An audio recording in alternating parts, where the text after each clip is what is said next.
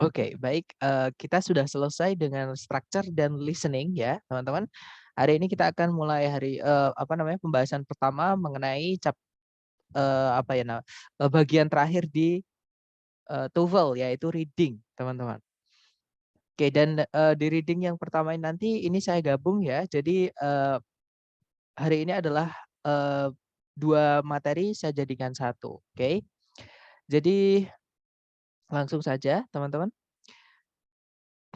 Oke, jadi teman-teman nanti di reading itu nanti diberi waktu 55 menit untuk menyelesaikan 50 pertanyaan.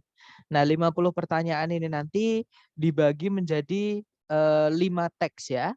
Jadi ada 5 teks, setiap teks umumnya memiliki 10 pertanyaan, teman-teman, seperti itu. Nah, teks itu nanti akan lumayan panjang ya, teman-teman. Dan topiknya adalah topik akademik ya.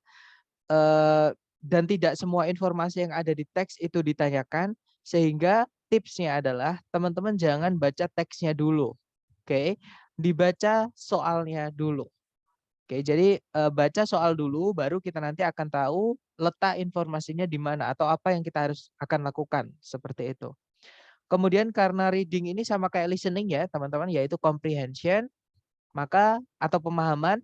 Nah, maka, teman-teman di apa namanya, vocabnya teman-teman nanti akan menentukan sekali hasil dari reading ini nanti, oke.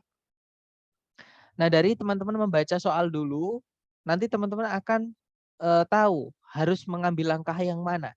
Oke, apakah yang pertama, cukup membaca topik centersnya saja, atau yang kedua, harus melakukan scan dan skim sampai menemukan informasi yang ditanyakan di dalam teks, di soal ya.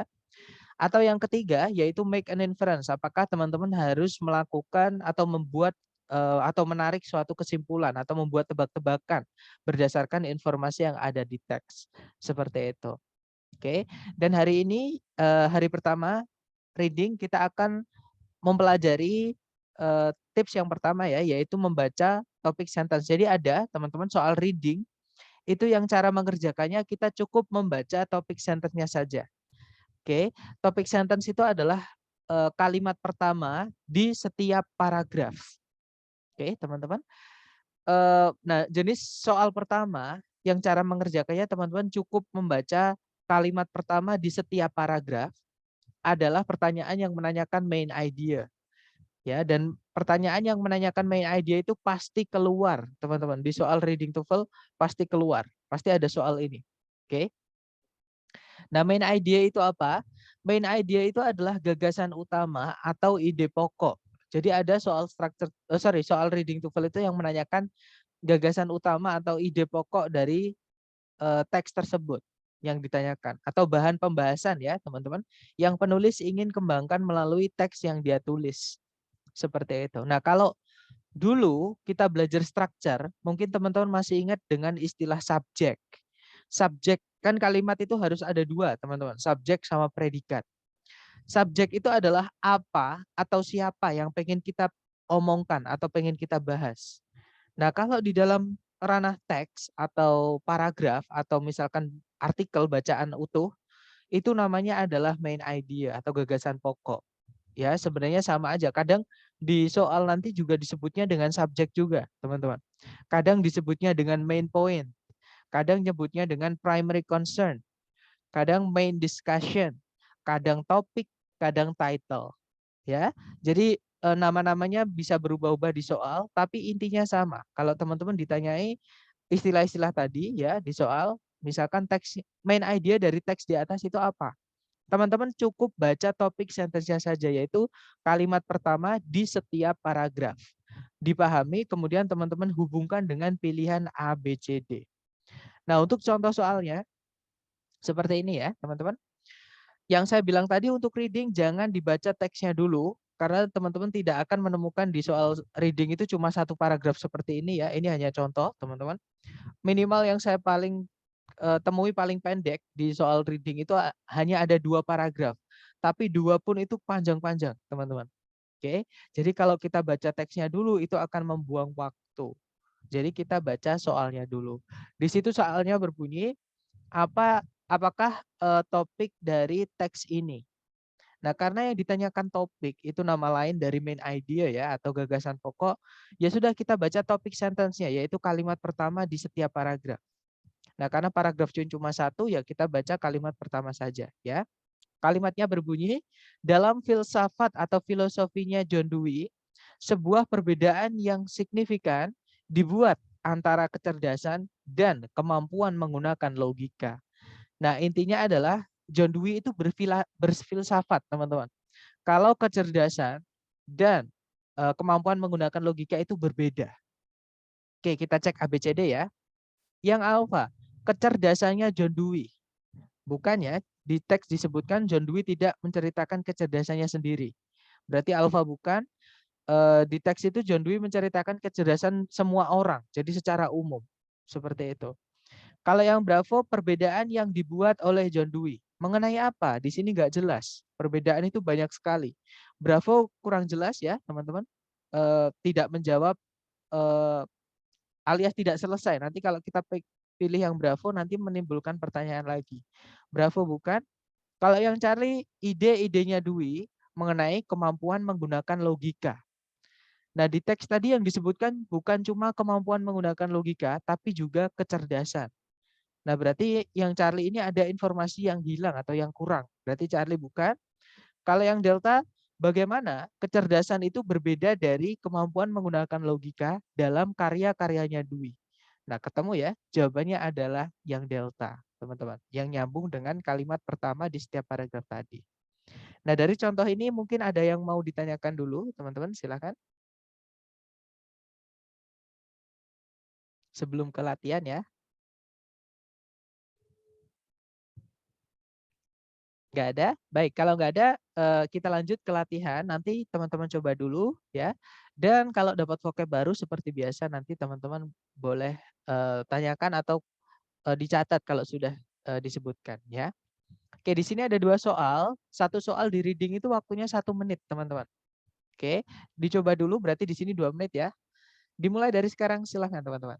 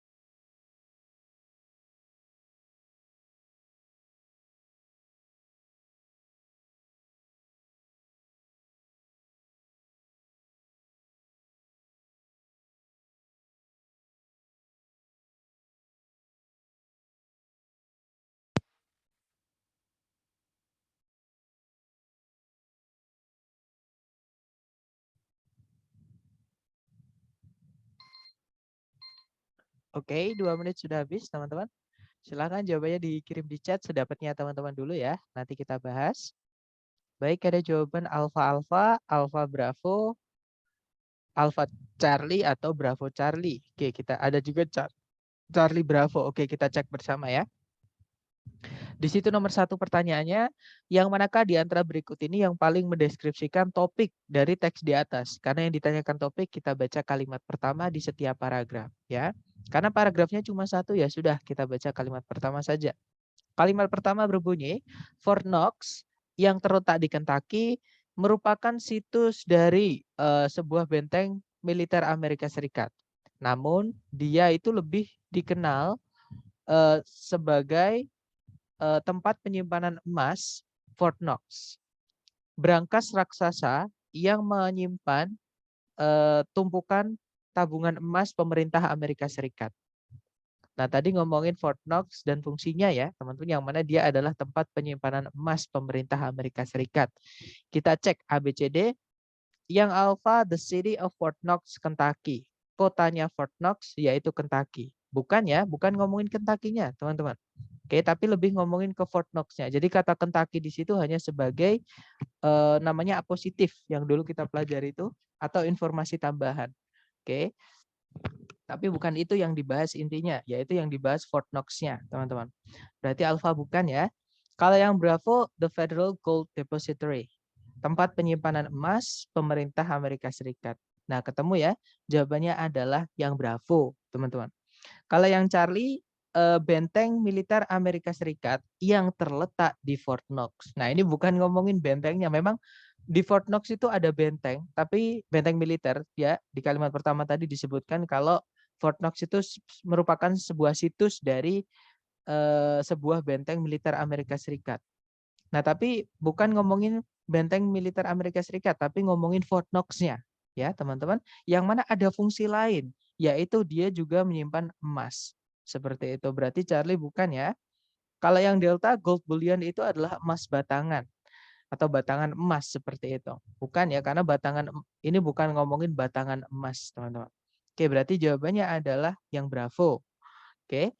Kemudian nomor 2, yang manakah di antara berikut ini yang paling tepat sebagai judul dari teks di atas? Nah, sama, judul, topik, main idea itu sama, teman-teman. Oke, kita cek ya. Kalimat pertama tadi sudah kita baca, kita hubungkan dengan pilihan ABCD. Yang alfa, brankas beton raksasa. Nah, ini terlalu apa ya? Terlalu luas, teman-teman. Brankas beton raksasa itu ada banyak sekali di dunia ini. Nah, ini kurang jelas maksudnya seperti itu. Berarti alfa bukan. Kalau yang Bravo, Fort Knox Security, keamanannya Fort Knox, bukan ngomongin keamanannya ya, tapi lebih ke fungsinya, teman-teman. Bravo bukan. Kalau yang Charlie, di manakah pemerintah Amerika Serikat menyimpan emas-emasnya? Nah, ketemu. Jawabannya adalah yang Charlie, teman-teman. Oke, berarti Bravo Charlie. Kalau yang Delta, a visit to Kentucky. Sebuah kunjungan ke Kentucky. Bukan ya, tapi ngomongin fungsi Fort Knox, salah satu situs di Kentucky. Seperti itu. Oke, mungkin ada pertanyaan dari 2 soal awal, teman-teman, sebelum lanjut ke latihan berikutnya. Nggak ada ya, atau nanti ketika teman-teman ada pertanyaan, boleh langsung chat atau unmute aja. Oke, kita lanjut ke nomor berikutnya, kalau gitu, teman-teman. Ada 2 soal lagi, dicoba dulu ya, jangan takut salah. 2 menit dimulai dari sekarang, silahkan.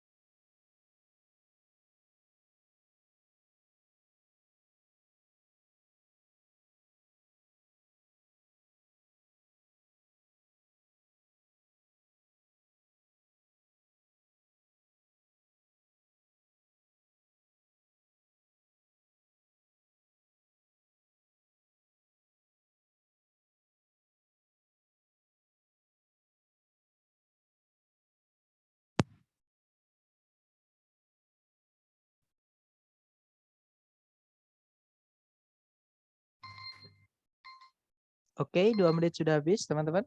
Silahkan jawabannya dikirim di chat ya. Kemudian kita bahas. Oke, ada jawaban Bravo Alpha, Bravo Alpha, Bravo Alpha, dan saya lihat semuanya menjawab Bravo Alpha ya. Kita cek bersama, teman-teman. Di situ nomor 3 pertanyaannya, yang manakah di antara A, B, C, D berikut ini yang paling menyatakan subjek? Nah, subjek itu sama kayak main idea ya, yang pengen dibahas seperti itu. Dari teks ini, oke berarti kita baca kalimat pertama. Kalimat pertama berbunyi, salah satu karakteristik penentu atau untuk mengidentifikasi seperti itu ya, dari jenis-jenis mineral adalah tingkat kekerasan relatif mereka yang bisa ditentukan dengan cara menggoreskan satu jenis mineral dengan yang lain. Oke, kita cek yang alfa tingkat kekerasannya berlian. Bukan ya, ini bukan ngomongin berlian aja, tapi ngomongin mineral secara umum semuanya. Oke, berarti alfa bukan. Kalau yang bravo menentukan atau mengidentifikasi mineral jenis-jenis mineral dengan cara tes gores. Nah, ketemu jawabannya adalah yang bravo. Oke, good job.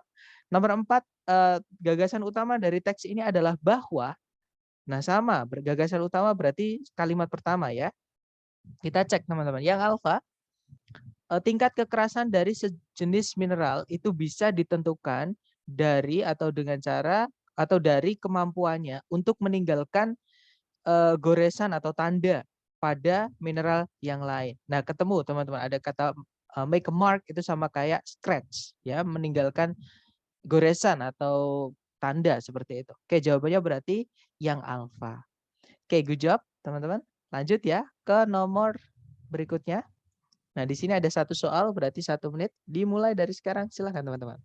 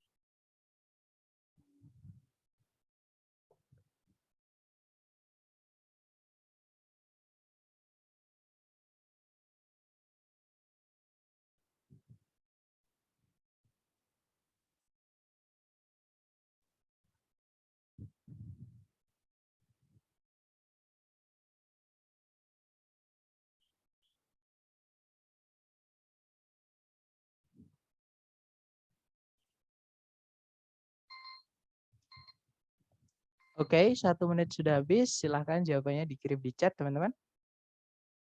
Baik, ada jawaban alfa. Alfa, saya lihat semuanya menjawab alfa. Oke, mari kita cek bersama ya. Dibaca dulu soalnya. Di situ soalnya berbunyi, yang manakah di antara berikut ini yang paling menyatakan ide pokok dari teks di atas. Nah, sama ide pokok berarti kalimat pertama di setiap paragraf. Karena ini paragrafnya ada 4 ya, teman-teman. Kalimat pertama paragraf 1 berbunyi, vaksin itu dipersiapkan dari virus-virus yang merugikan atau yang berbahaya dan diberikan kepada pasien untuk menyediakan atau memberikan imunitas terhadap penyakit-penyakit tertentu. Paragraf 2, kelas yang paling dasar dari vaksin itu mengandung mikroorganisme penyebab penyakit yang telah dibunuh dengan cairan atau campuran cairan yang mengandung formaldehyde. Seperti itu. Kemudian jenis kedua dari vaksin itu mengandung racun-racun yang dihasilkan oleh mikroorganismenya, bukan mengandung mikroorganismenya sendiri. Berarti nggak ada mikroorganismenya, tapi mengandung racunnya saja ya, yang disebabkan oleh mikroorganismenya. Kemudian paragraf terakhir, tipe terakhir dari vaksin itu mengandung mikroorganisme yang masih hidup, yang telah dilemahkan atau dibuat tidak berbahaya lagi. Seperti itu. Oke, berarti ini ngomongin tentang jenis-jenis vaksin dan cara membuatnya ya, teman-teman, atau cara mendapatkannya. Kita cek. Yang alfa, vaksin itu memberikan imunitas terhadap penyakit-penyakit tertentu. Bukan itu ya intinya. Kalau yang bravo, vaksin itu mengandung mikroorganisme penyebab penyakit. Tidak semua. Ada tadi juga yang paragraf ketiga, dia tidak mengandung mikroorganismenya. Bravo bukan. Kalau yang Charlie, vaksin itu didapat dengan berbagai cara. Nah, tadi ada 3 ya, teman-teman. Berarti ketemu jawabannya adalah yang Charlie, teman-teman. Seperti itu. Oke, kalau yang Delta, pendekatan-pendekatan baru dalam pemberian vaksin sedang dikembangkan. Seperti itu. Bukan ya, bukan ngomongin pendekatannya, tapi ngomongin bagaimana vaksin dibuat tadi dan jenis-jenisnya. Seperti itu. Oke, lanjut lagi ke nomor berikutnya. Di sini ada 2 nomor 7 dan nomor 8. Teman-teman coba dulu ya. Waktunya 2 menit dimulai dari sekarang, silakan.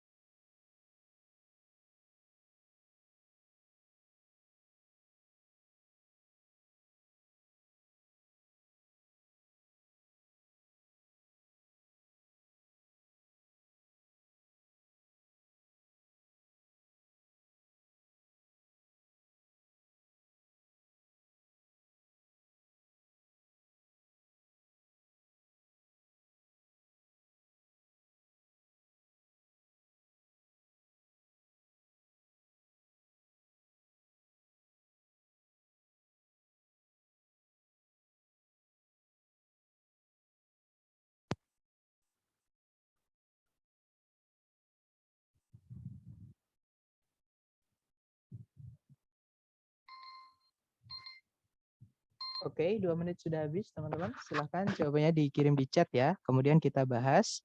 Oke, ada jawaban Delta Alpha, ada juga Delta Charlie, ada juga Delta Bravo. Oke, kita cek bersama. Di situ nomor 7, soalnya adalah topik dari teks ini kemungkinan membahas bisa dideskripsikan sebagai apa. Nah, topik berarti kita baca kalimat pertama di setiap paragraf. Ya, kalimat pertama paragraf 1 berbunyi hoax tidak seperti kesalahan murni, merupakan sebuah rencana yang sengaja disusun untuk menyajikan sebuah kebohongan seolah-olah kenyataan atau sebagai kenyataan. Sebuah hoax ilmiah yang terkenal terjadi di tahun 1912 ketika Charles Dawson itu mengaku menemukan tengkorak manusia dan tulang rahang di Piltdown Common di Inggris bagian selatan. Membutuhkan lebih dari 40 tahun supaya hoax tersebut diungkap atau terungkap. Oke, berarti intinya teks ini ngomongin tentang hoax ya, teman-teman. Kita cek. Yang Alpha Piltdown Man bukan ngomongin Piltdown Man ya, tapi ngomongin hoax. Piltdown Man hanya sebagai contoh. Kalau yang Bravo sama nggak ada kata hoax.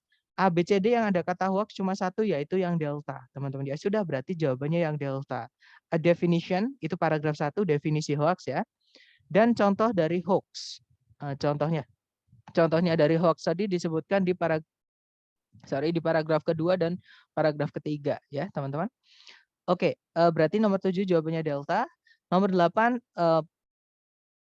gagasan utama dari penulis adalah bahwa, nah sama, berarti yang sudah kita baca tadi kalimat pertama sampai, kalimat pertama di setiap paragraf, oke.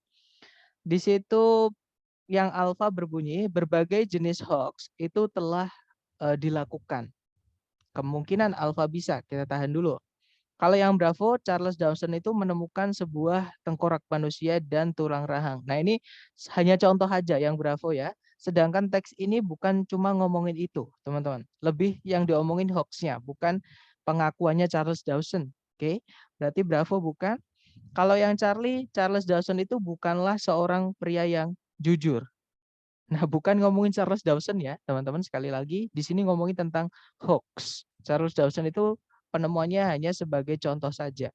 Charlie bukan. Kalau yang Delta, tengkorak manusia dan tulang rahangnya, maksudnya yang ditemukan Charles Dawson itu di paragraf 2, itu sangatlah tua. Nah, bukan itu yang diomongkan ya, teman-teman. Yang diomongkan tentang hoax. ABCD yang menyebutkan hoax cuma satu, yaitu yang alfa.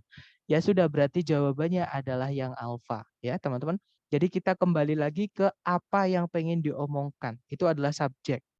Ya, kalau di kalimat, kalau di teks ya kadang disebut subjek, kadang disebut main idea, main point, intinya gagasan utama atau ide pokok seperti itu.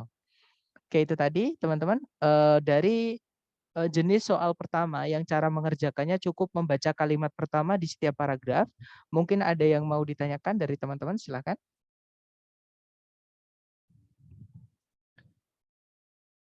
Nggak ada ya teman-teman. Mungkin nanti sering-sering latihan aja untuk teman-teman supaya familiar dengan oh soal ini menanyakan ini, soal ini menanyakan ini, seperti itu. Nah, untuk jenis soal kedua yang cara mengerjakannya adalah dengan membaca kalimat pertama di setiap paragraf, itu adalah idea organization. Ya, walaupun idea organization ini jarang sekali keluar sekarang, teman-teman. Saya jarang menemukan soal ini, tapi pernah kadang satu soal, kadang dua soal seperti itu di antara seluruh soal reading, seperti itu. Nah, idea organization itu apa sih? Idea organization itu adalah bagaimana si penulis itu mengembangkan ide melalui teks yang dia tulis. Nah, sama nanti teman-teman cukup baca kalimat pertama saja di setiap paragraf, kemudian cocokkan dengan pilihan A, B, C, D. Ya. Nah, untuk pertanyaannya biasanya berbunyi, bagaimana ide atau informasi itu dikembangkan, disajikan, atau disambung-sambungkan. Maksudnya disambung-sambungkan dari paragraf pertama, paragraf kedua, dan intinya dari paragraf satu ke paragraf yang lain, bagaimana menyambungkannya. Seperti itu. Oke. Nah, contoh soalnya seperti ini, teman-teman. Sama ya, kita baca soalnya dulu. Di situ di soal ditanyakan, in this passage, di teks ini, nah kalau teman-teman tidak menemukan, di soal itu nggak ada keterangan yang ditanyakan apa, karena soalnya hanya berbunyi in this passage, di teks ini. Nah kan nggak tahu loh kita yang ditanyakan apa. Kita baca pilihan gandanya, teman-teman. Di situ pilihan ganda yang alfa berbunyi, sebuah gagasan atau sebuah ide itu disajikan dan kemudian dibantah. Kalau yang Bravo, sebuah konsep diikuti oleh contoh. Kalau yang Charlie, sebuah sebab diikuti akibat. Kalau yang Delta, sebuah kepercayaan didukung dengan alasan yang logis. Oke, kita berarti ini menanyakan bagaimana idenya itu disambung-sambungkan atau disajikan, ditulis di teks ya, teman-teman. Nah, inilah yang disebut dengan idea organization. Berarti kita baca kalimat pertama di setiap paragraf. Kalimat pertama paragraf 1 berbunyi, jika ditanya siapa yang menemukan permainan baseball dulu, hampir seluruh orang Amerika kemungkinan akan menjawab bahwa kepercayaan mereka itu adalah Abner Doubleday yang melakukannya. Kemudian paragraf kedua, Doubleday itu hanya diberi penghargaan atau diakui atas penemuan ini di awal abad ke-20 ketika perusahaan alat-alat olahraga yang namanya adalah Spalding.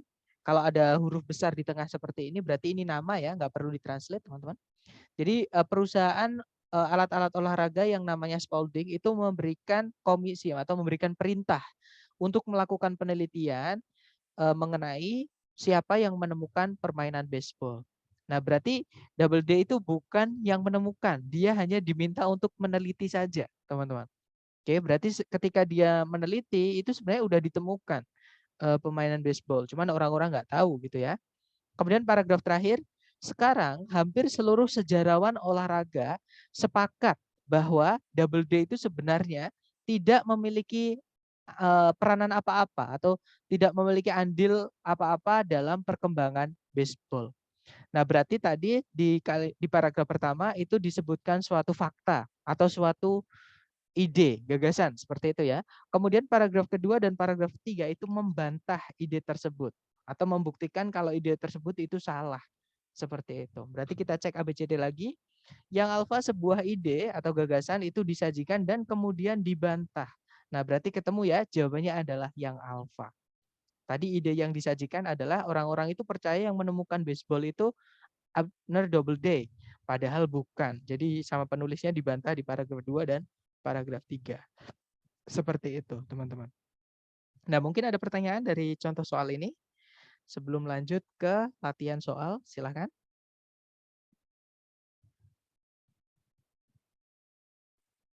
Nggak ada ya, teman-teman. Kalau nggak ada, kita praktek langsung. Nah, di sini ada satu soal. Teman-teman coba dulu ya. Waktunya berarti 1 menit. Dimulai dari sekarang, silakan teman-teman.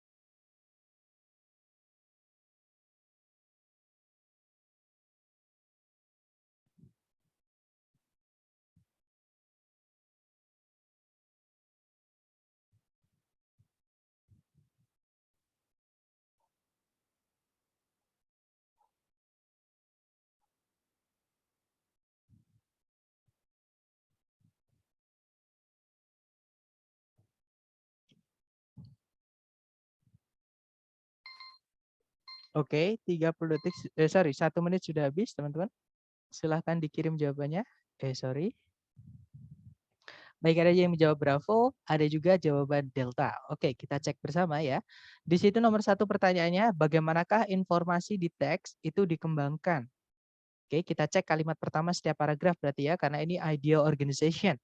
Kalimat pertama paragraf 1 berbunyi, konflik di dalam sebuah organisasi itu tidak selalu dipandang sebagai sesuatu yang tidak diinginkan.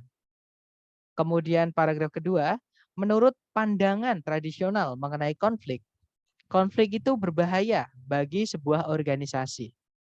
Kemudian kalimat paragraf terakhir, pandangan interaksionis mengenai konflik di sisi lain berpendapat bahwa konflik itu bisa memberikan sebuah fungsi yang penting di sebuah organisasi dengan cara mengurangi tingkat zona nyaman di antara para pekerjanya dan menyebabkan perubahan positif supaya terjadi. Oke, berarti di sini ngomongin tentang pandangan-pandangan mengenai konflik ya, teman-teman. Kita cek ABCD yang menyebutkan itu. Yang alfa asal muasal dari gagasan mengenai konflik itu disajikan. Bukan ya, tidak ada dari mana konflik itu muncul atau ide munculnya konflik itu dari mana tidak ada, teman-teman. Hanya ada pendapat saja. Menurut A, konflik itu bagaimana? Menurut B, konflik itu bagaimana? Seperti itu. Berarti alfa bukan. Kalau yang Bravo, contrasting views of conflict are presented. Pandangan-pandangan yang berbeda mengenai konflik itu disajikan. Nah, ketemu ya, jawabannya adalah yang Bravo, teman-teman. Di sini ngomongin tentang pandangan tadi ya, dari pandangan yang tradisional atau pandangan yang dulu, zaman dulu kayak gitu, sama pandangan yang saat ini. Jadi udah berubah seperti itu. Kalau yang Charlie, dua pembuat teori, nah sama sekali tidak ada yang menyebutkan orang di situ. Ya, teman-teman, yang disebutkan adalah pandangannya. Siapa yang teoris itu orang ya, teman-teman. Kalau bendanya teori, ya, di situ tidak ada teori. Charlie bukan. Kalau yang Delta, contoh-contoh dari konflik di dalam organisasi itu disajikan. Tidak ada contoh, teman-teman. Bagaimana sih konflik di dalam organisasi itu di teks? Itu nggak ada. Berarti Delta bukan, ya. Berarti fix jawabannya yang Bravo. Oke, kita coba lagi ke nomor berikutnya ya. Di sini ada satu soal, berarti 1 menit. Dimulai dari sekarang, silahkan teman-teman.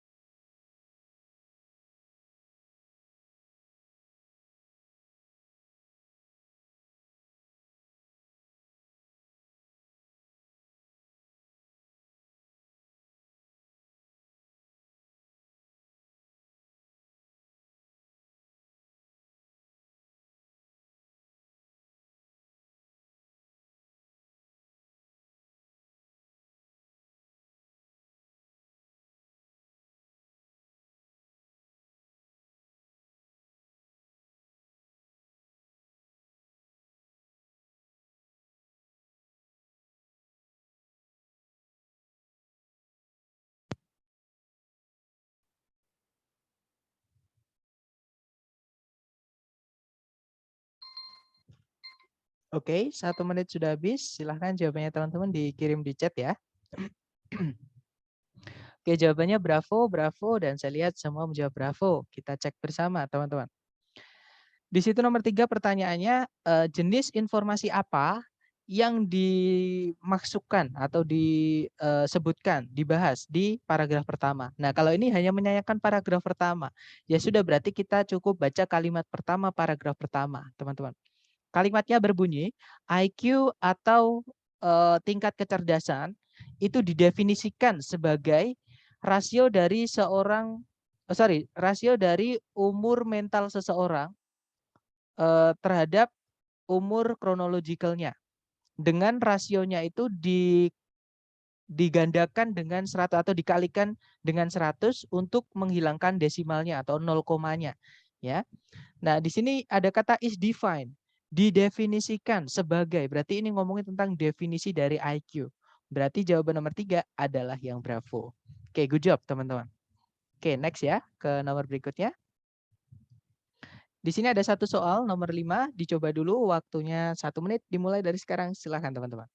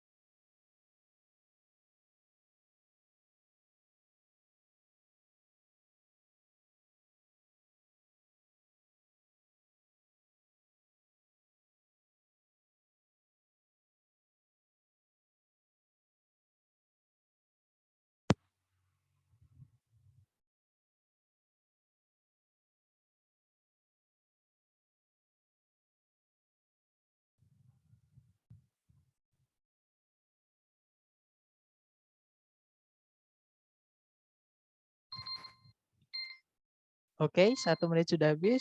Silahkan jawabannya dikirim di chat, teman-teman.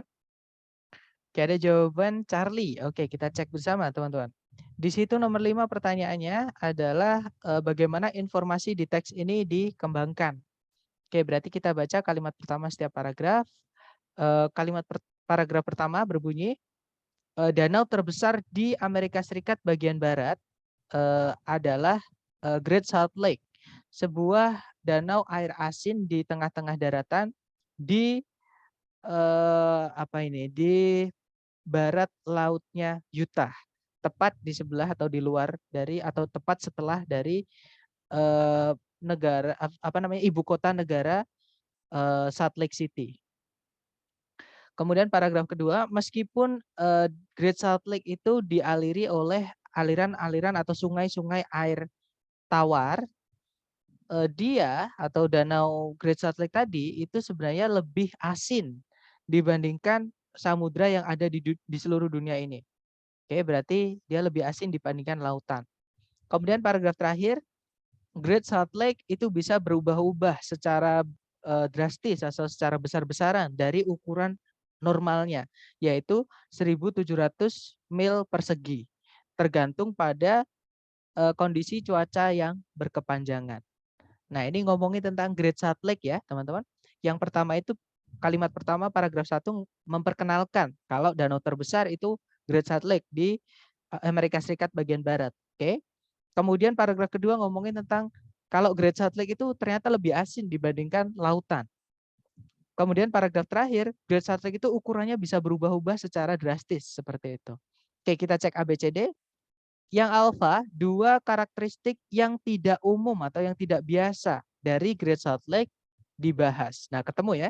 Jawabannya adalah yang alfa, teman-teman. Kalau yang bravo, teori yang berbeda mengenai mengenai garamnya Great Salt Lake itu disajikan.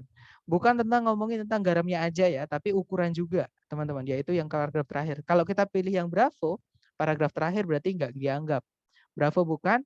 Kalau yang Charlie, proses bagaimana Great Salt Lake itu mendapatkan garamnya disebutkan sama. Ini ngomongin paragraf 2 saja. Charlie bukan. Kalau yang delta, alasan dari variasi atau perubahan-perubahan dalam ukurannya Great Salt Lake itu diberikan. Nah, ini cuma ngomongin paragraf terakhir. Berarti bukan ya, berarti fix jawabannya yang alfa, teman-teman. Seperti itu. Nah, itu tadi adalah jenis kedua atau soal kedua yang cara mengerjakannya kita cukup baca kalimat pertama di setiap paragraf.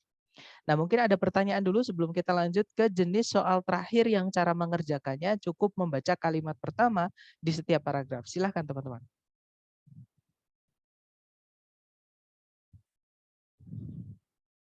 Nggak ada ya? Baik, kalau nggak ada pertanyaan kita lanjut ke jenis soal terakhir yang cara mengerjakannya kita cukup baca kalimat terakhir, kita cukup baca kalimat pertama di setiap paragraf.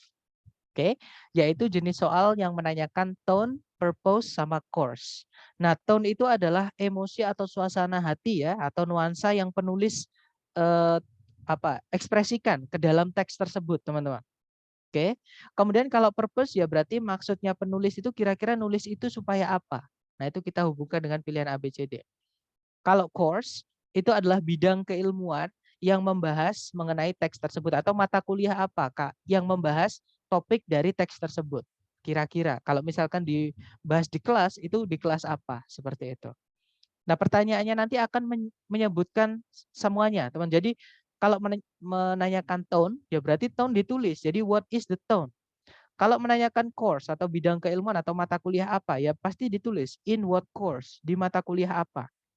Kalau misalkan maksudnya itu juga ditulis purpose. Jadi the author's purpose, jadi maksud dari penulis, misalnya seperti itu. Intinya disebutkan nanti ya. Nah, kalau yang ditanyakan tone, teman-teman cari di kalimat pertama di setiap paragraf ada nggak penulis itu menyebutkan emosinya dia atau vocab-vocab misalnya apakah penulis itu menyebutkan kata menakutkan.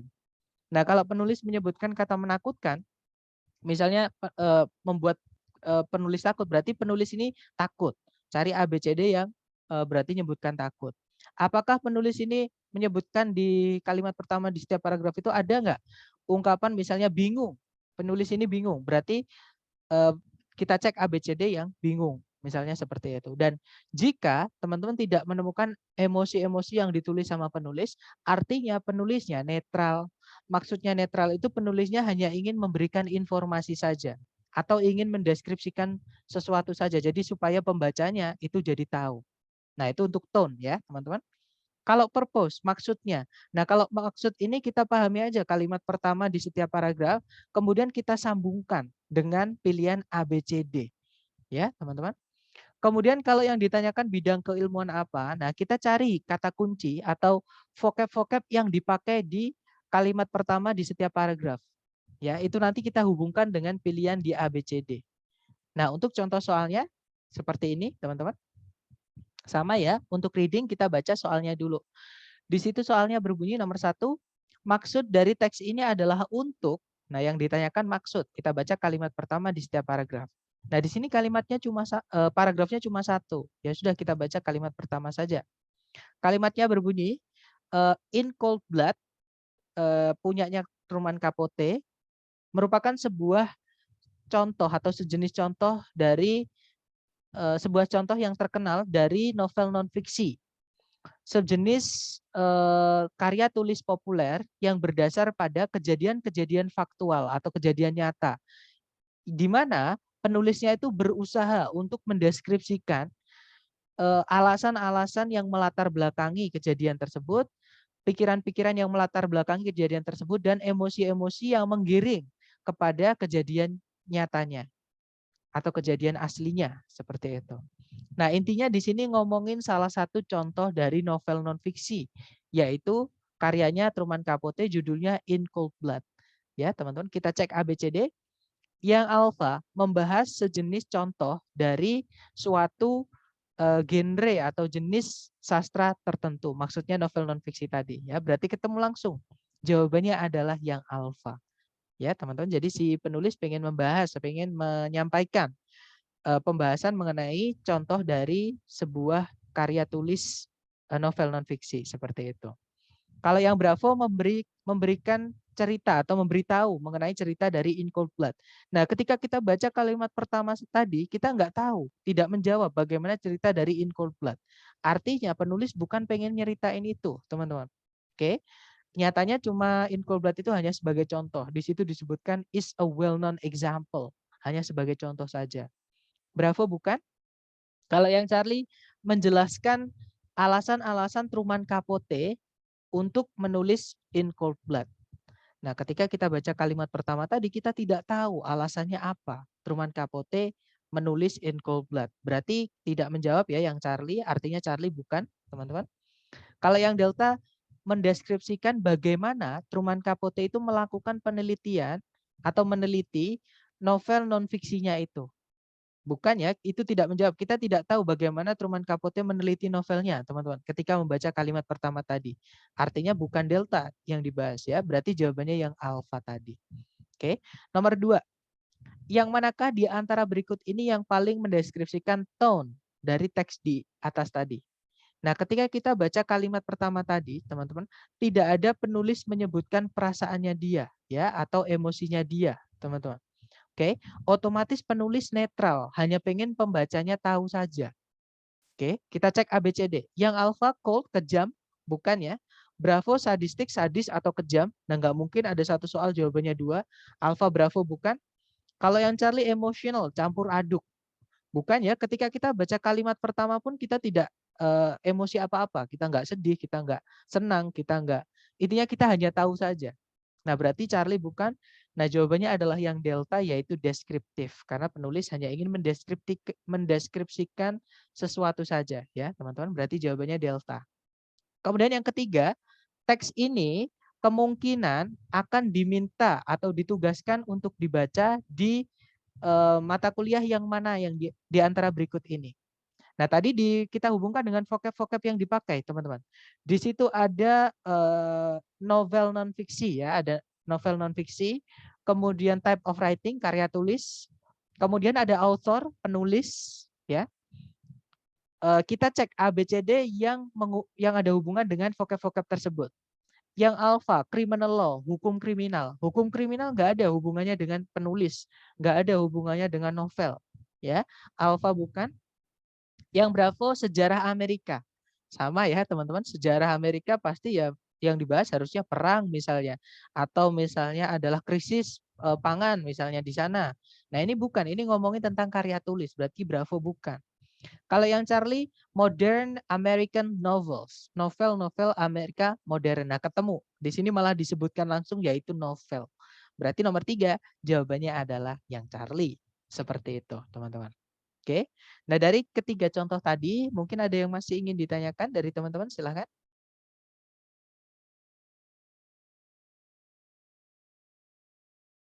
Nggak ada ya teman-teman? Baik, kalau nggak ada kita lanjut ke latihan. Dicoba dulu, di sini ada 3 soal, jangan takut salah, kita belajar. Waktunya 3 menit ya berarti teman-teman. Dimulai dari sekarang, silahkan.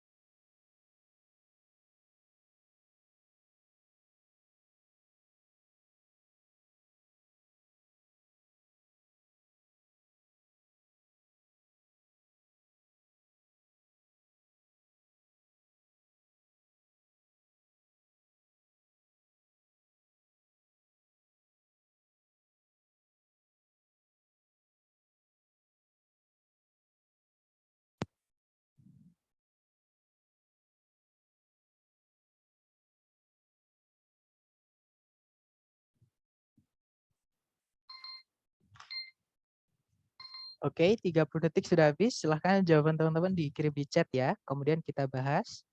Oke, ada jawaban ADA, ada ADD, ada ACB, ada CCB, ada ACA juga. Oke, kita cek bersama ya.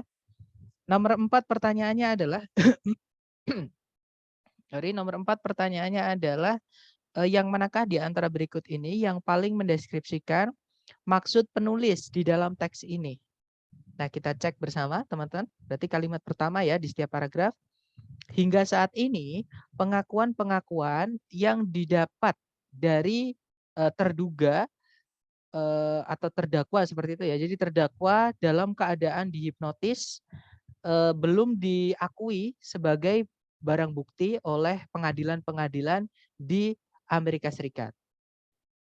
Kemudian paragraf kedua, sebuah kasus sengketa lahan yang menyangkut atau yang membawa pengakuan yang didapat dari hipnotis itu dibawa langsung ke pengadilan tinggi Amerika Serikat. Nah, intinya ngomongin tentang pengakuan yang didapat secara hipnotis itu belum dianggap sebagai barang bukti ya, teman-teman, oleh para pengadilan di Amerika Serikat. Oke, kita cek ABCD. Yang alfa untuk menjelaskan detail-detail dari sebuah kasus pengadilan tertentu. Bukan ya, tidak ada kejadian di sini.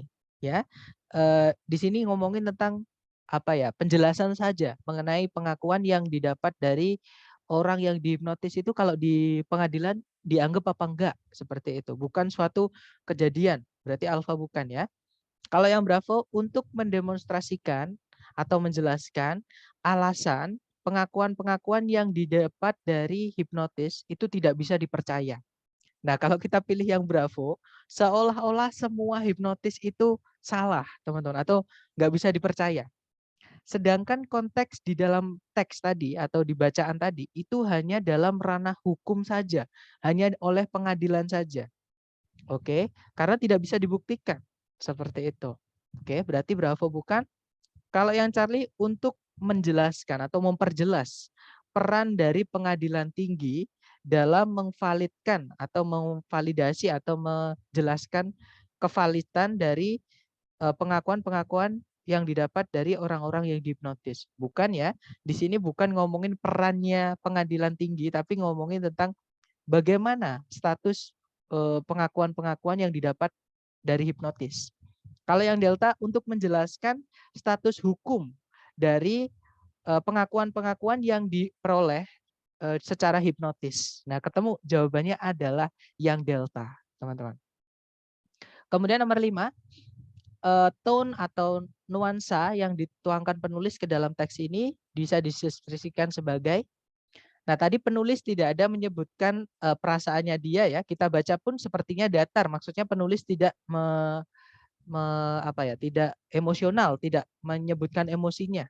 Berarti netral. Kita cek ABCD. Yang alfa outraged artinya mengamuk atau marah sekali. Bukan ya, teman-teman. Kalau yang Bravo judicial. Judicial itu menjudge seperti itu ya, seolah-olah ini salah, ini benar. Bukan ya, teman-teman. Karena dia tidak membenarkan, tidak menyalahkan, dia netral. Yang Bravo bukan. Kalau yang Charlie hipnotik, menghipnotis. Jadi kayak persuasif ya, hipnotik itu sampai persuasif. Jadi contohnya iklan seperti itu. Kalau kita baca, kita jadi ingin melakukan sesuatu yang dipingin-pingini di teks. Nah, teksnya nggak mingin-mingini kita apapun ya, teman-teman. Berarti Charlie bukan atau tidak memerintah kita melakukan apapun. Kita tidak terhipnotis. Berarti Charlie bukan. Kalau yang delta informatif. Nah, ketemu jawabannya adalah yang delta. Ya, teman-teman.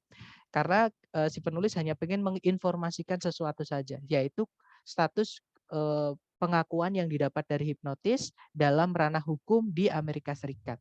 Seperti itu. Berarti jawabannya delta. Kemudian nomor 6. Teks ini kemungkinan akan diminta untuk dibaca di mata kuliah apa? Nah, tadi ada kata confessions, itu pengakuan. Ada juga evidence, itu barang bukti. Ada juga defendants, terduga atau terdakwa, seperti itu ya, atau tersangka, seperti itu. Nah, berarti ini ngomongin tentang hukum. Kita cek ABCD yang alpha American Law, hukum Amerika. Nah, ketemu jawabannya adalah yang alpha. Ya, teman-teman. Kalau yang Bravo pengobatan psikiatrik, bukan ngomongin pengobatan ya, ini ngomongin tentang status hukum. Kalau yang Charlie parapsikologi, ngomongin psikologi, salah satu cabang psikologi bukan ya. Karena kalau psikologi berarti hipnotis secara umum. Kalau ini hipnotis dalam ranah hukum. Berarti Charlie bukan. Kalau yang Delta filosofi itu adalah ilmu berpikir seperti itu ya, teman-teman. Bukan juga karena lebih menjurus ke hukum. Vocab-vocabnya tadi ada confessions, ada confess, ada evidence, ada defendants dan seterusnya. Berarti jawabannya yang alpha seperti itu. Oke, kita lanjut ke nomor berikutnya 7, 8 dan 9. Dicoba dulu 3 menit dimulai dari sekarang. Silakan teman-teman.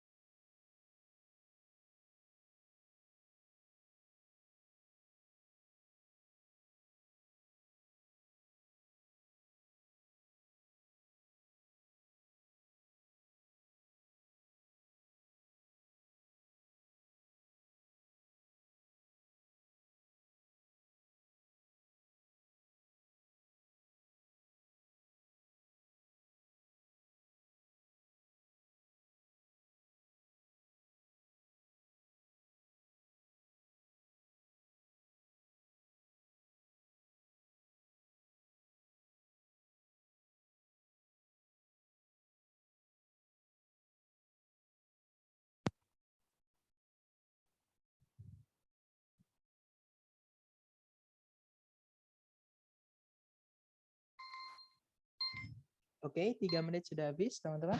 Silahkan jawabannya dikirim di chat ya. Kemudian kita bahas. Oke, ada jawaban BAB, ada CAA, ada CCB, ada CAB. Oke, kita cek bersama ya. Di situ nomor 7 pertanyaannya, tujuan penulis di dalam teks ini adalah untuk, nah kita baca kalimat pertama setiap paragraf. Paragraf pertama, tingkat di mana penggundulan hutan di dunia ini sedang terjadi itu sangat mengkhawatirkan. Nah ini yang saya maksud teman-teman. Kalau penulis memasukkan emosinya itu maksudnya seperti ini. Ada alarming. Alarming itu artinya mengkhawatirkan. Seperti itu. Berarti ini penulis khawatir. Seperti itu. Kemudian paragraf kedua. Sebagian besar dari penggundulan hutan itu terjadi di hutan-hutan tropis di negara-negara berkembang yang didasari oleh kebutuhan negara-negara berkembang atas meningkatnya lahan agriculture atau pertanian dan keinginan dari beberapa negara maju untuk mengimpor kayu dan produk-produk yang terbuat dari kayu. Nah, intinya ngomongin tentang penggundulan hutan ya. Kita cek yang alfa. Cite itu apa ya? Mengsitasi atau mengutip statistik mengenai sebuah improvement. Nah, improvement itu perbaikan, teman-teman. Sedangkan ini tadi ngomongin deforestation, penggundulan hutan yang mana dia semakin mengkhawatirkan. Berarti semakin memburuk, bukan semakin membaik. Kalau improvement, improve itu memperbaiki. Berarti yang alfa bukan ya, salahnya di kata improvement itu udah pasti salah, jelas-jelas salah seperti itu. Kalau yang bravo menjelaskan di mana penggundulan hutan itu terjadi. Bukan ya, kalau kita pilih yang bravo itu hanya ngomongin yang paragraf 2 saja, teman-teman. Sedangkan paragraf 1 itu bukan ngomongin di mana terjadinya, bukan. Oke, berarti bravo bukan. Kalau yang Charlie membuat pembacanya sadar mengenai sebuah masalah di dunia ini yang semakin memburuk. Nah, ada kata alarming tadi ya, semakin mengkhawatirkan, yang Charlie semakin memburuk. Nah, masalah di dunia apa maksudnya? Yaitu penggundulan hutan tadi. Nah, kemungkinan Charlie bisa, kita tahan dulu. Kalau yang Delta eh, menyalahkan negara-negara berkembang atas penggundulan hutan. Nah, bukan cuma negara berkembang aja yang disalahkan. Negara maju tadi juga disebutkan, teman-teman. Oke, berarti Delta bukan. Berarti fix jawabannya adalah yang Charlie ya. Jadi penulis pengen membuat pembacanya itu menyadari akan adanya masalah yang semakin memburuk, yaitu penggundulan hutan tadi. Oke, berarti jawabannya Charlie. Kemudian nomor 8, yang manakah di antara berikut ini yang paling mendeskripsikan nuansa hati atau suasana hati penulis di teks ini. Nah, tadi yang saya sebutkan tadi ada vocab alarming, teman-teman. Artinya mengkhawatirkan. Berarti si penulis ini khawatir. Oke, kita cek ABCD yang berbunyi khawatir. Yang alpha concerned, khawatir atau takut. Nah, ketemu jawabannya adalah yang alpha. Ya, teman-teman. Kalau yang bravo disinterested itu tidak tertarik. Kalau tidak tertarik ya mungkin nggak dibahas ya, teman-teman. Kalau yang tadi placid itu biasa-biasa aja atau netral. Bukan ya. Kalau yang delta exaggerated itu dilebih-lebihkan. Bukan, karena penulis tidak cuma membicarakan pendapatnya dia saja, tapi dia juga memasukkan atau mengsitasi statistik tadi, teman-teman. Di paragraf pertama itu seberapa buruk menggunakan persen. Jadi ada angka-angka di situ. Oke, di paragraf 2 itu disebutkan di mana terjadinya. Jadi ada data seperti itu. Berarti delta bukan ya. Fix jawabannya yang alpha, yaitu khawatir. Penulis itu khawatir. Kemudian nomor 9. Teks ini kemungkinan akan diminta untuk dibaca di mata kuliah yang manakah di antara berikut ini. Nah, tadi ada kata deforestation, penggundulan hutan. Ada ngomongin mana ya, teman-teman? Intinya ngomongin penggundulan hutan di sini atau ngomongin tentang hutan atau land ini ya, daratan. Nah, berarti ini ngomongin tentang aspek fitur dari bumi. Nah, kalau ngomongin fitur dari bumi, contohnya sungai, contohnya danau, contohnya hutan, contohnya juga atmosfer. Nah, itu adalah ngomongin tentang geografi. Ya, berarti jawabannya adalah yang bravo. Kalau yang alfa geologi itu cuma ngomongin tanah dan batuan saja. Teman-teman, bagaimana tanah itu terbentuk, batuan terbentuk seperti itu. Kalau yang Charlie geometri itu setahu saya dia bangun ruang. Dibahasnya di matematika atau geometri juga ya. Charlie bukan. Kalau yang delta marine biology itu biologi atau kehidupan air laut, marine, teman-teman. Nah, di situ nggak ada yang nyebut laut, nggak ada ya. Yang ada hutan. Dikata deforestation tadi. Oke, berarti jawabannya yang bravo, yaitu geografi. Nah, itu tadi adalah jenis-jenis soal apa aja yang cara mengerjakannya, teman-teman cukup baca kalimat pertama di setiap paragraf saja. Tadi ada 3 ya, teman-teman. Yang pertama yang paling sering muncul itu adalah main idea dan pasti muncul. Ketika teman-teman tes nanti pasti keluar soal itu. Kemudian yang kedua, idea organization. Nah, ini tidak atau kurang sering muncul, walaupun juga pernah atau kadang juga muncul, teman-teman. Kemudian yang ketiga itu yang menanyakan tone, purpose, sama course. Nah, biasanya munculnya salah satu atau salah dua atau bahkan kadang muncul semua. Seperti itu. Nah, mungkin ada pertanyaan dulu sebelum kita akhiri, teman-teman, silahkan.